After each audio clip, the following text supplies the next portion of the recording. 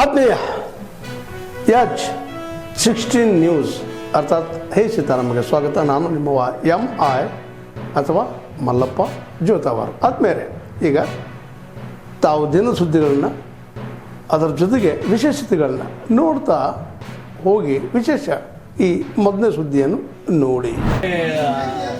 ಕೆಲವು ವ್ಯಕ್ತಿಗಳ ಬಗ್ಗೆ ಅಥವಾ ಕೆಲವು ಪರೋಕ್ಷವಾಗಿ ಪೋಸ್ಟ್ ಮಾಡ್ಯಾರ ಸರ್. ಈಗ ನಾನು ಬೆಂಗಳೂರಿಂದ ಸೀರೆಗೆ ಬಂದಿದ್ದೆ.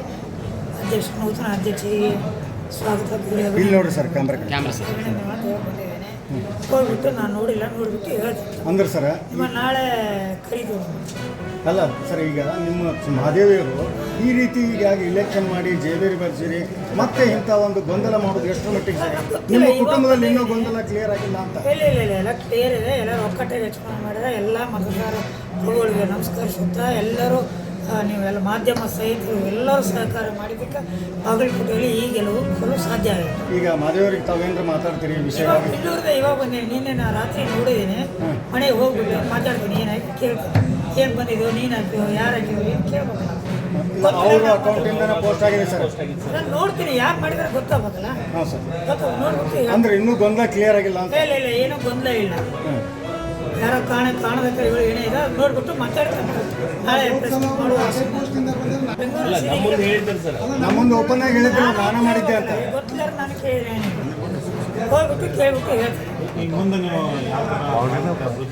ಬಾಗಲಕೋಟೆ ಇವಾಗ ನಮ್ಮ ನೂತನ ಅಧ್ಯಕ್ಷರು ಹೇಳಿದರು. ಈಗ ನೋಡ್ರಿ ಕ್ಯಾಮ್ರಾನು ಹೆಗಲು ಕೊಟ್ಟು ಬಾಗಲಕೋಟೆಯಲ್ಲಿ ಈ ಕಥೆ ಹಿಡ್ಕೊಂಡು ನೇರವಾಗಿ ಸಂತ್ರಸ್ತರ ಅಲೆದಾಡ್ಲಾರ್ದಂಗೆ ವ್ಯವಸ್ಥೆ ಮಾಡೋಕ್ಕೆ ನಾವೆಲ್ಲ ಸರಿಪಡಿಸ್ತೀವಿ. ಇನ್ನು ಬಾಗಲಕೋಟೆ ಜಿಲ್ಲೆ ನವನಗರ ಸರ್ಕಾರಿ ಆಸ್ಪತ್ರೆಯಲ್ಲಿ ರಾತ್ರಿ 12 ಗಂಟೆಯಿಂದ ಹಿಡಿದು ಒಂದು 6 ಗಂಟೆ ತನಕ ಒಂದು ಹಿಂದೂ ಹೆಣ್ಮಗಳನ್ನು ಆಸ್ಪತ್ರೆ ಒಳಗಡೆ ಕೊಠಡಿಯಲ್ಲಿ ಕೀಲಿ ಹಾಕಿ ಆಕಿನ್ನ ಹಿಗ್ಗಾಮುಗ್ಗವಾಗಿ ಹಿಂಸಾಚಾರ ಕೃತ್ಯಕ್ಕೆ ಎಸಗಿದಕ್ಕಂತಕ್ಕ ಡಂಗಿ ನದಾಫ್ ಅಂತಂದ್ರೆ ಡಂಗಿ ನದಾಫ್ ಅನ್ನೋ ಯುವಕ ಅವ ಆಕಿನ ಹಿಂಸೆಗೊಳಪಡಿಸ್ಯಾನ. ಉದಾಹರಣೆಗೆ ಇದು ಒಂದು ಸಾರ್ವಜನಿಕ ಸ್ಥಳ. ಏನಪ್ಪ ಅಂದ್ರೆ ಸರ್ಕಾರದ ದವಾಖಾನೆ ಅಂದ್ರೆ ನೊಂದವರು ಬಂದಿರತಕ್ಕಂಥ ಸ್ಥಳದೊಳಗೆ ಈ ರೀತಿ ಹೆಣ್ಮಕ್ಳಿಗೆ ಕೃತ್ಯವನ್ನು ಮಾಡುವಂಥ ಕೆಲವು ಕಿಡಿಗೇಡಿ ಮುಸ್ಲಿಂ ಯುವಕರದ ಇಲ್ಲಿ ಈಗಿಂದ ಅಲ್ಲ ಮೊದಲಿಂದ ಇದು ಹವ್ಯಾಸವಾಗಿದೆ. ಯಾಕಂದ್ರೆ ಉದಾಹರಣೆಗೆ ಈ ಕೃತ್ಯ ಒಂದೇದಲ್ಲಿ ಒಂದು ಇಂಥ ಕೃತ್ಯಗಳು ಭಾಳಷ್ಟು ಆಗ್ಯಾವ. ಆಲ್ರೆಡಿ ಇವ 1-2 ಸಾರಿ ಸಸ್ಪೆಂಡ್ ಆಗಿದ್ದು ಇನ್ಸಿಡೆಂಟ್ಗಳು ಇಲ್ಲಿ ಸಿಬ್ಬಂದಿಯವರು ಹೇಳ್ತಾರೆ. ಅದಕ್ಕೋಸ್ಕರ ಇಂಥ ಘಟನೆ ಆಗಬಾರ್ದು. ಯಾಕಂದರೆ ಇಲ್ಲಿ ಹಿಂದೂಗಳು ಬರ್ತಾರೆ, ಮುಸ್ಲಿಮ್ಸು ಬರ್ತಾರೆ, ಜೈನರು ಬರ್ತಾರೆ, ಎಲ್ಲ ಧರ್ಮದವರು ಬರ್ತಾರೆ. ಇಲ್ಲಿ ಮುಖ್ಯವಾಗಿ ಬೇಕಾಗಿದ್ದು ಸೇಫ್ಟಿ ಅಂದ್ರೆ ಅವ್ರಿಗೆ ರಕ್ಷಣೆ ಇಲ್ಲ ಹೆಣ್ಮಕ್ಳಿಗೆ. ಇಂಥ ಘಟನೆಗಳು ಬಹಳಷ್ಟು ಅದು ಮಹಿಳಾ ಆಯೋಗ ರಾಜ್ಯ ಮತ್ತು ಜಿಲ್ಲೆಯವರು ಯಾಕೆ ಸುಮ್ಕುತ್ತಾರೋ ಗೊತ್ತಾಗ್ತಿಲ್ಲ. ಇಂಥ ಘಟನೆಗಳು ಮೇಲಿಂದ ಮೇಲೆ ಸರ್ಕಾರ ಆಸ್ಪತ್ರೆಗಳಾಗ್ತವೆ. ಇದಕ್ಕೇನು ಡಾಕ್ಟರ್ ವಿಜಯಲಕ್ಷ್ಮಿ ಮಹಿಳಾ ಆಯೋಗ ರಾಜ್ಯ ಅಧ್ಯಕ್ಷರಿದ್ರಲ್ಲ, ನೀವು ದಯಮಾಡಿ ಗಮನ ಹರಿಸ್ಬೇಕಿಂತ ಇನ್ಸಿಡೆಂಟ್.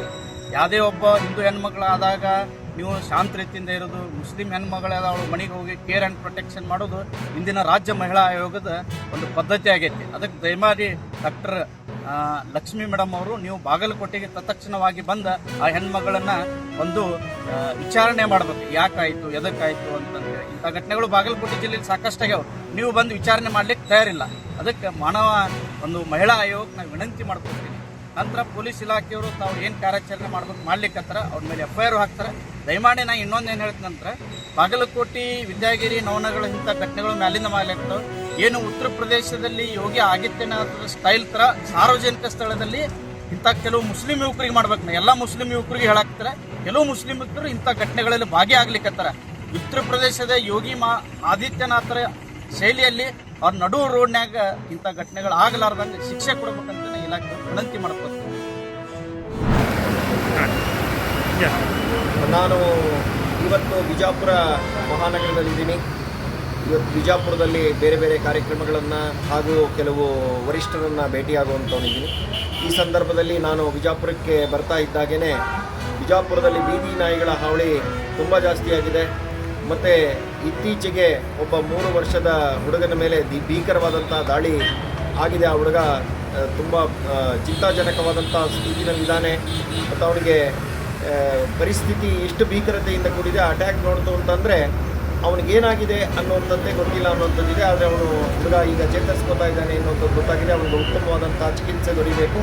ಅಕಸ್ಮಾತ್ ಇಲ್ಲಿಂದ ಬೇರೆ ಕಡೆಗೆ ಏನಾದರೂ ತೊಗೊಂಡು ಹೋಗಬೇಕು ಅಥವಾ ಇನ್ಯಾವುದೋ ದೊಡ್ಡ ಆಸ್ಪತ್ರೆಗೆ ಅವರನ್ನು ಸ್ಥಳಾಂತರಿಸಬೇಕು ಅಂದರೆ ಅದನ್ನು ಕೂಡ ಮಾಡಬೇಕು ಅಂತ ಹೇಳಿ ನಾನು ಆಗ್ರಹಿಸ್ತೇನೆ.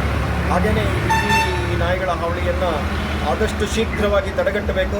ಅದಕ್ಕೆ ಬೇಕಾದಂಥ ಎಲ್ಲ ಮುನ್ನೆಚ್ಚರಿಕೆ ಕ್ರಮಗಳನ್ನು ಈ ನಗರ ಪಾಲಿಕೆ ತಗೊಳ್ಬೇಕು. ಹಾಗೆಯೇ ಅದಕ್ಕೆ ಸಂಬಂಧಪಟ್ಟಂಥ ಅಧಿಕಾರಿಗಳು ಅತ್ಯಂತ ಎಚ್ಚರಿಕೆಯಿಂದ ಆ ಜನಕ್ಕೆ ತೊಂದರೆ ಆಗದೇ ಇದ್ದಂಗೆ, ಅದು ಪುಟ್ಟ ಮಕ್ಕಳು ಮತ್ತು ಹಿರಿಯರಿಗೆ ತೊಂದರೆ ಆಗದೇ ಇರುವಂಥ ರೀತಿಯಲ್ಲಿ ಶೀಘ್ರವಾಗಿ ಕ್ರಮ ಕೈಗೊಳ್ಳಬೇಕು ಅಂತೇಳಿ ಈ ಮೂಲಕ ನಾನು ಆಗ್ರಹಿಸ್ತೇನೆ.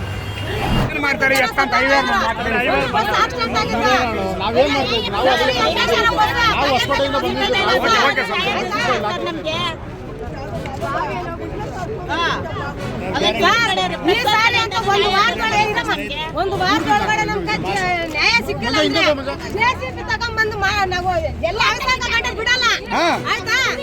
ಆಮೇಲೆ ಅವ್ರು ಯಾರು ನಮ್ಗೇನು ಹೊಡಿತಾರ ಸಾಯ್ತಾರ ಇಲ್ಲ ಉಣ್ಣಾಕ್ಬಿಡ್ಲಿ. ಒಂದು ಪ್ರಾಣಕ್ಕೋಸ್ಕರ ಹಿಂಗ್ ಮಾಡ್ತೀರಾ ಅಂದ್ರಲ್ಲ, ಪ್ರಾಣಕ್ಕೆ ಬೆಲೆ ಇಲ್ವಾ ಹಾಗಾದ್ರೆ? ಪ್ರಾಣ ಬೆಲೆ ಇಲ್ಲ.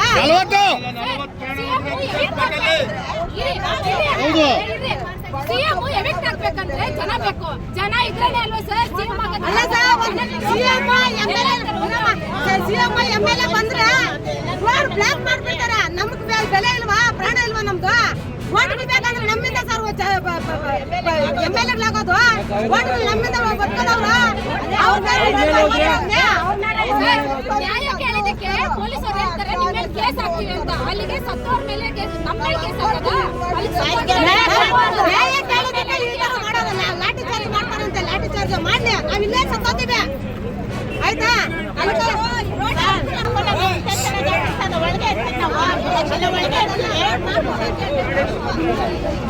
ತಾವೆಲ್ಲ ಇಲ್ಲಿವರೆಗೆ ಸುದ್ದಿಗಳನ್ನು ನೋಡಿದಿರಿ, ಜೊತೆಗೆ ವಿಶೇಷ ಘಟನೆಗಳನ್ನು ಸಹ ನೋಡಿದಿರಿ.